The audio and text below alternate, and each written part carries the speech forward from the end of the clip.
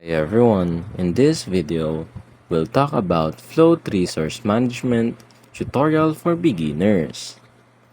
So Float is a cloud-based tutorial cloud-based tool that helps teams schedule track availability, and manage projects in time.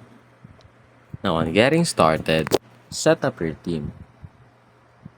To add people, go to Team, then click on Add Person. Add name, role, work hours, and location. Set availability and hourly rate. Assign them to specific departments or tags. Now to add projects. Go to Projects and click on Add Project. Name the project, assign a client, and set start and dates. Assign team members and set their allocation. Next, scheduling work. Drag and drop scheduler. Use the schedule view to assign tasks. Click and drag to create tasks on the timeline. Choose project, enter task name, duration, and notes.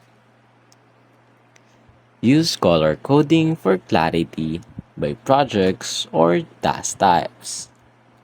For recurring tasks, use repeat settings for weekly, daily, recurring work.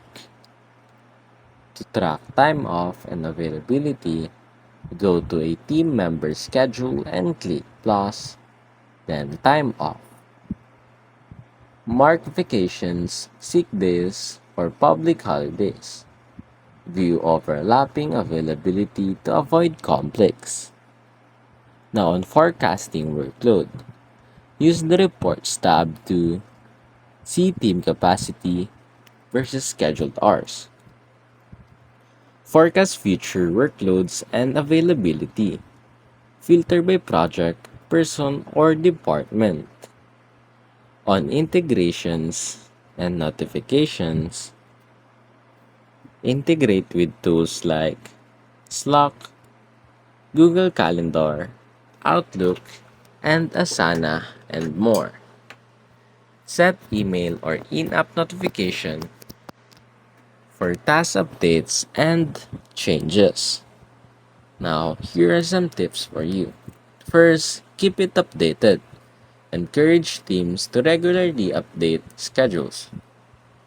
Next, use filters to view individual, department, or project allocations.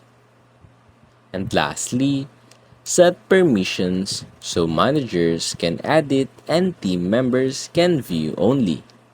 And that's basically it.